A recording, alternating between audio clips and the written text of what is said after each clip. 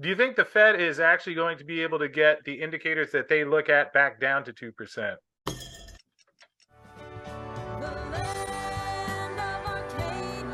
Well, hello there, my friends. Chris Marcus here with you for Arcadia Economics, and excited because today we are going to dig into inflation, gold and silver, the stock markets, and try and unravel some of the things that we've seen happening, which some different, some the same from perhaps what the Fed and the government has suggested. We'll separate myth from reality. And fortunately, to join me is Greg Crennan of Golden Coast Consultants, who many of you might be familiar with on Twitter, where he shares a lot of his thoughts and does a great job of helping to break some of these topics down for people, and also has a new newsletter, which I've been enjoying and does a great effort in that. And Greg, it's great to have you on here today, second time on the show, and welcome on back. And how's everything going with you today? Hey, Chris, thank you. Everything's going well. I appreciate you sending me an invite back and hope to share some knowledge, truth bombs for you and your listeners. Well, I'm looking forward to that because obviously it's been a bit of a turbulent year. We've seen some wild swings in gold and silver over the past year. Also in the stock markets, obviously a lot has been driven by the Fed and their interest rate hiking policy to bring inflation back to its 2% mandate, which, at least according to the CPI, they've gotten closer than I would suggest many people would have thought in the past year. Still not quite down there. Again, we'll leave aside whether the CPI and PCE are the ultimate barometers of inflation. Although, I'd like to start there because June CPI, we saw 3%, 4.8% for the core year over year. PCE 3%, 4.1% for core.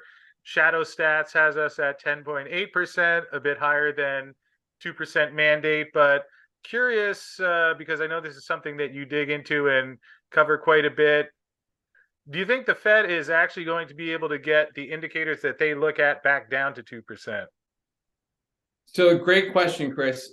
In regards to inflation, going back to the Fed's core CPI of 2%, is going to require some real destruction to the economy for that to happen, because we're coming off of such a high level of inflation, which is money creation or money supply increase, that now it's starting to circulate. So now we're starting to see velocity tick up on a year-over-year change. M2 money velocity is up almost 11%. So even though the M2 supply has stopped going up, the current supply is now starting to circulate faster in the economy. And that's what we're seeing in the CPI services.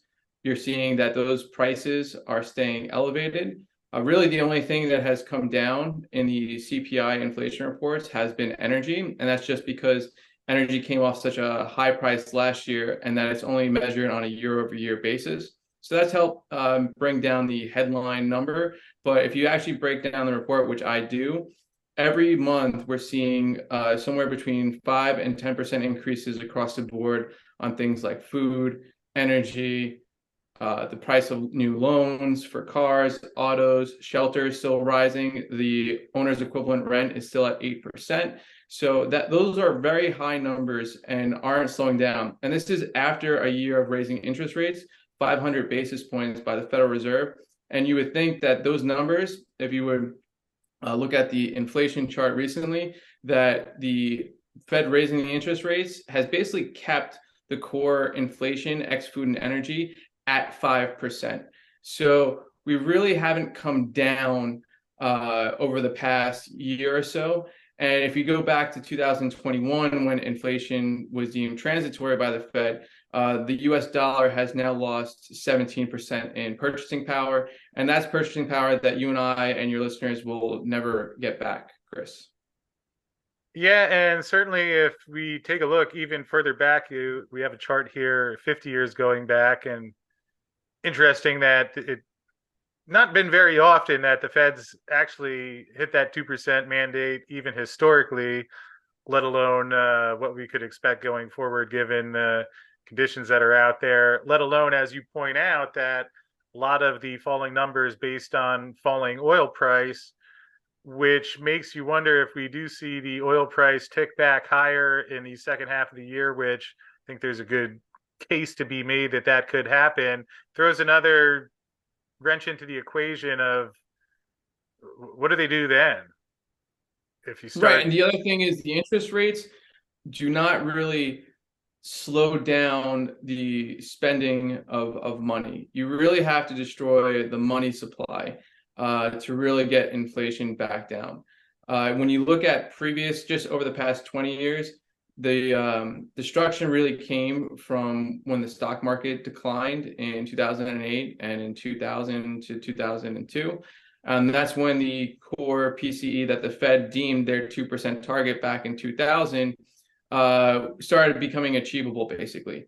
So really, when you had two large stock market declines all within an 8-year period of each other, is really when inflation at that core PCE level stayed at their 2% mandate that they made back in 2000. Because that was also a recent development. They never had the 2% target before. And this has only been fairly recent when you look at the grand scheme of things in history. Now, when you're looking at, well, the money supply increase, the US Treasury today just announced that they're probably going to be somewhere between 1.5 to 2 trillion in deficit spending this year. And that's for the fiscal year of September 2023. So that money has to come from somewhere. And if the government is not increasing taxation to bring in that additional revenue, that 1.5 to 2 trillion dollars has to come from somewhere. So the Federal Reserve will help contribute by printing money, buying those bonds, and then giving those newly fresh dollars printed to the government to then spend and give to the consumers in the United States. And those dollars will now be circulating even more in the economy.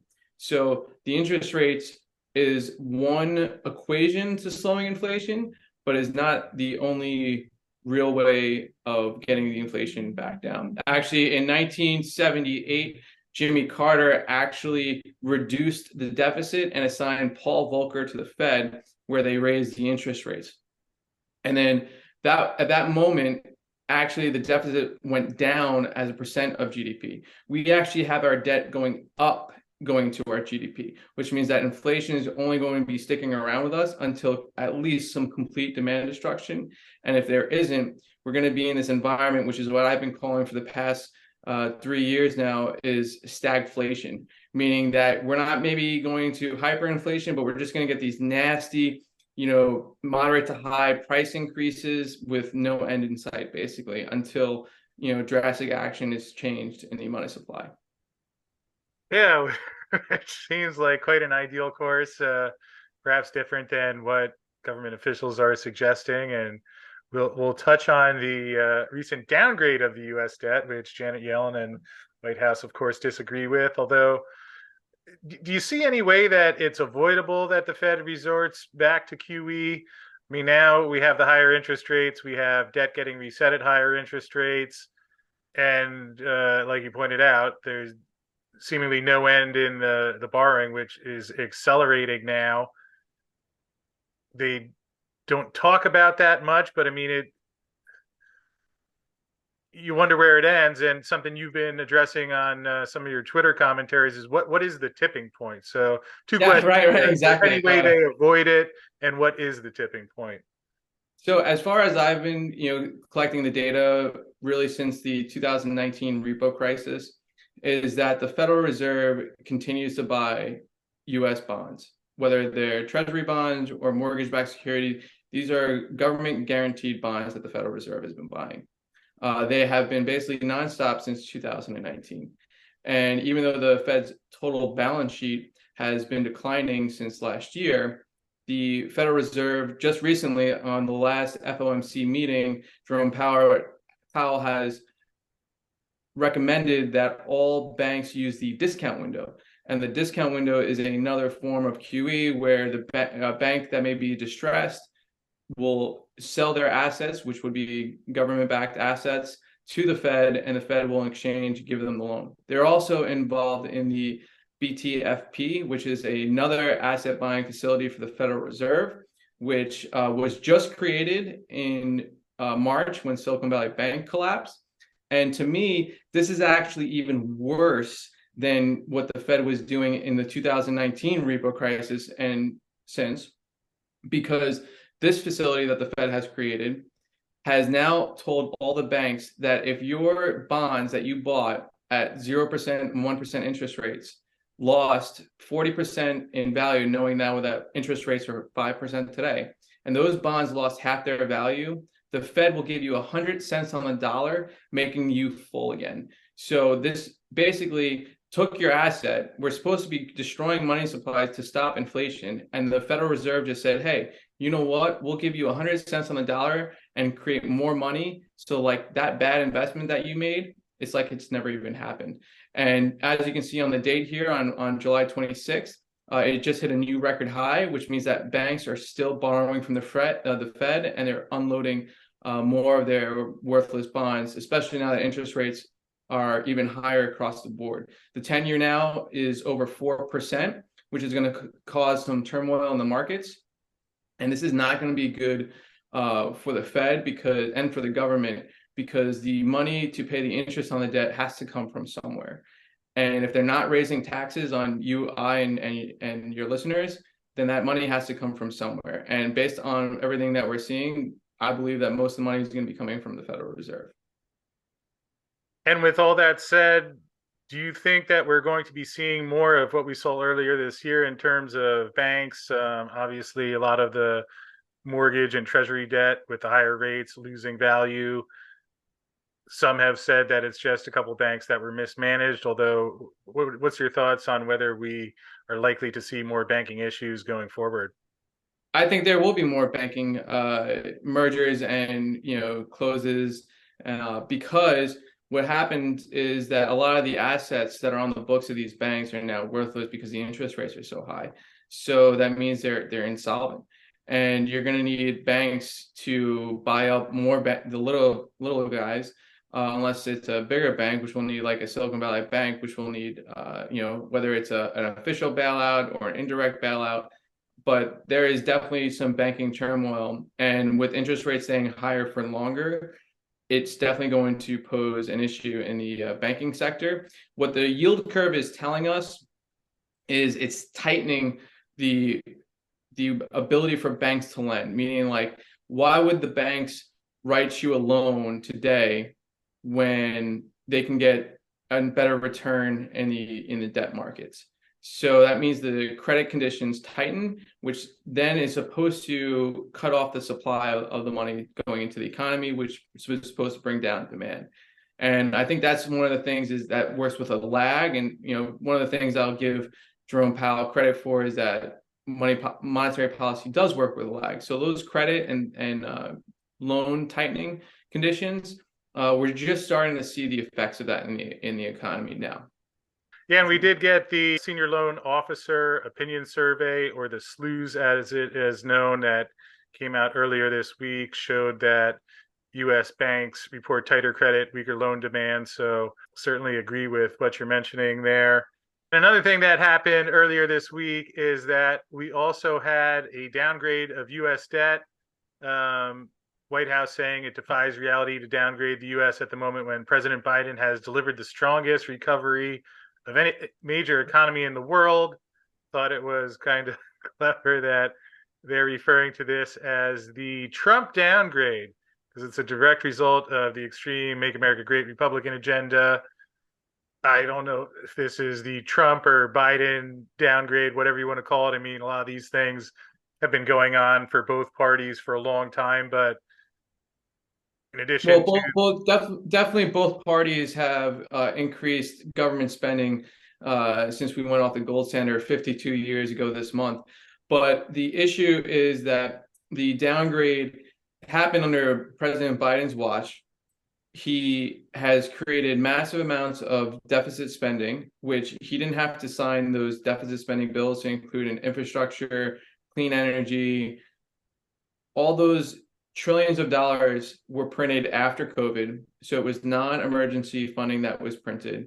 Interest rates were rising during that time frame, and there was still no pushback on maybe we shouldn't be printing so much money due to the fact that interest rates were rising. The economy in 2021 was fine, and here the government was still trying to push massive spending. Now, if you look at the GDP report, the one that just got published, it may have shown that the economy grew at about 2.25%. But if you look at where the main driver was for that GDP report, it was actually government spending. So the government spending contributed to almost was massive numbers, like 6%. But if you look at our goods and services, those were actually down. So that's saying that the spending is really just money printing, and the actual economy that you and I are in is actually contracting and shrinking. Another good data point to prove that is that retail sales are down, adjusted for inflation, and is a negative. And that means that we're getting less for our dollars and people are spending less. So not only are we spending maybe the same amount in a nominal term, but we're losing on the amount of supply that you and I can buy on those same dollars, basically. And Greg, that leads to my next question, is that in the midst of all of this, how is it that we're seeing the stock market soaring again? I suppose in all fairness, we've seen gold and silver, despite current sentiment, actually do pretty well over the past year, especially if you mark things to last August or September. But how is it that, we'll start with stocks first, that you see stock markets almost impervious to the higher interest rates so far? Well, I want to go and say impervious. I think just because the way that people are obsessed with year over year or year to date gains. But if you look at the S&P, it's pretty much flat 1 year out, 2 years out. Previously, you also the Nasdaq is still down from its all-time high in 2021, and before 2021, remember, if the Nasdaq is down since 2021, I think it's down about 5%, and we lost 17% in purchasing power. Adjusted for inflation, that's quite a loss in purchasing power that you would have to make up to just keep up with inflation. Now this year it did absolutely have a run, but the big gains came actually after the Federal Reserve came in and bought government securities from the failing banks back in March. So it looked like everything was about to continue its lower bear market rally down. And when the Fed stepped in with that liquidity, markets took off. And then, of course, you add in a nice narrative like artificial intelligence, and you had this massive run in the FANG stocks. While the rest of the market didn't really tag along, it definitely went up, but it definitely did not gain as much as the FANG stocks. And now we're starting to see with earnings this quarter that we're happening right now, they're actually down 6% on a year over year basis, meaning that companies are making less, which means earnings are coming down, but stock prices went up. So it's kind of like an inverse of what's actually happening. And to me, that's like a red flag that these aren't really, that there's not much more room to run from today's current prices, and that the most likely scenario is that prices decline. We have Apple and Amazon earnings coming out here soon, but AMD, which was a major chip provider, just reported very terrible declines in revenue and profits and sales. And that was supposed to be, that stock was up like 80% this year, even though that they're, making less money. So a lot of growth has been priced into the stocks today. When you're looking for a return on investment, and yields are at 5.5%, we know that something like gold and silver are always real assets that require minimal time issues. Really is a nice way going forward. And if you look actually on a year over year basis, silver is actually one of the best performing asset classes over on a year over year basis. And with that, silver can be very volatile, but just like the Nasdaq, it can. So it's like just one of those things where if you believe, a couple of years from now that silver is going to be much higher, looking at the chart here, you can have some massive swings in the price of silver. And that is just, I think part of it is the way that the futures market is traded. It's in competition with the dollar, but I look at this as that the dollar, or the Dixie index, is still pretty strong. Interest rates are at 5.5%. Silver's hanging in there at $25 an ounce. Gold is hanging in there around record highs. I mean, 2000 is pretty much gold's record high. I think 2050 or 2070 was record high, but gold at 2000 with record high or 23-year high interest rates is a sentiment of how powerful gold can be. And actually, since 2021, gold is the best performing asset, and compared to the S&P and the NASDAQ and the Dow when inflation went up 17%. So when you were looking at total net worth and preserving purchasing power since 2021, gold has done its job. But I think when you're looking at the price of gold, you're looking more, and we've talked about this in December, is, we always talk about gold as an inflation hedge, which I agree it is, but really gold is more of a fear hedge. And if you take a look at the data, that gold actually reached its record high earlier in the year when the banks were actually collapsing. So when there was that fear and that turmoil in the market, we actually had the VIX spike. And what spiked with the VIX? The price of gold. That's because when there's currency turbulence, market turbulence, economic turbulence, investors want a safe haven. They want to make sure that the only real asset that they really want to buy in times of fear and panic is gold. So when you had the Silicon Valley Bank fiasco with them falling, gold went up along with the VIX. But since that time in March, April, the VIX has went down and the price of gold has basically been flat. So, basically once the Fed came in with the money printing through the BTFP, the price, even though they're creating more money, investor sentiment was, okay, now we can go back to, gambling on Wall Street kind of a thing. And, I look at always gold as more of a long-term investment. It's doing its job in the past 2 years. It's been doing its great job of holding and maintaining your wealth, because holding dollars long-term is not a great thing. And with that, we're on the 52 anniversary of the US going off the gold standard. And in that time frame, the dollar has lost reportedly 87% in purchasing power. So I can continue to believe that data and trend will continue, especially since we were talking about the debt, and that the only way that's going to constantly grow, which means that we're constantly going to be printing more money until someone in DC decides to stop creating more money. Well, I don't think we have that to worry about anytime in the near future. And yeah, it's interesting. I know the sentiment in the metal is not so high right now, although, as you point out, gold still not far off its highs, and especially if you measure back to even the year 2000, I believe, is still outperformed the stock markets. I think that's the case since 1971 as well. So on the other side, silver still in the mid 20s. Curious your outlook for silver going forward, and also something I see pop up from time to time. There's a debate whether silver is still a monetary metal, whether it's now an industrial metal. On the industrial side, has some interesting supply and demand fundamentals where we're running a deficit, seeing inventories drawn down. So I suppose you can make a case, whether monetary or industrial, some room for optimism either way, but curious what you're seeing on the silver side. Right. Great question, Chris. And one of the things with the silver side is kind of like the oil side. Oil recently just hit a record high in demand.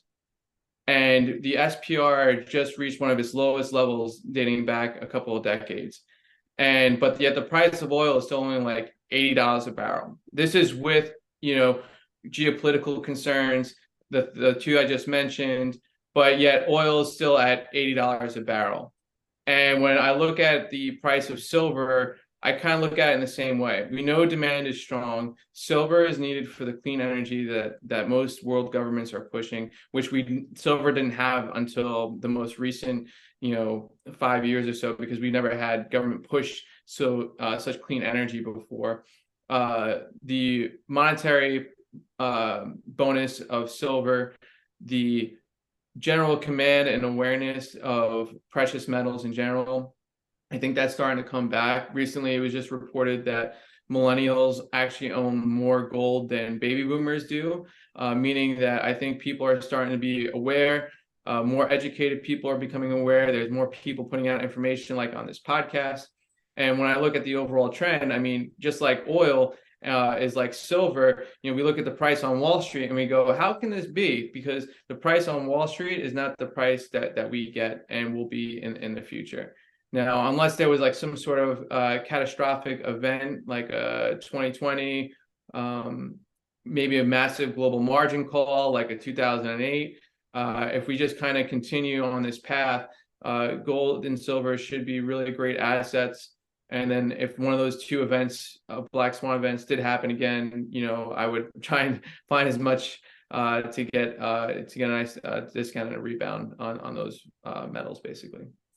Yeah, and it certainly was interesting to see the way people responded with the metals back when we had those banking issues a couple months back, where I get it, there's differing views, and some people don't think at all about the metals. Yet, when we saw that turbulence, really was quite a surge in, especially physical buying of both gold and silver, has slowed down since then as things have calmed down a bit, but something to keep in mind going forward.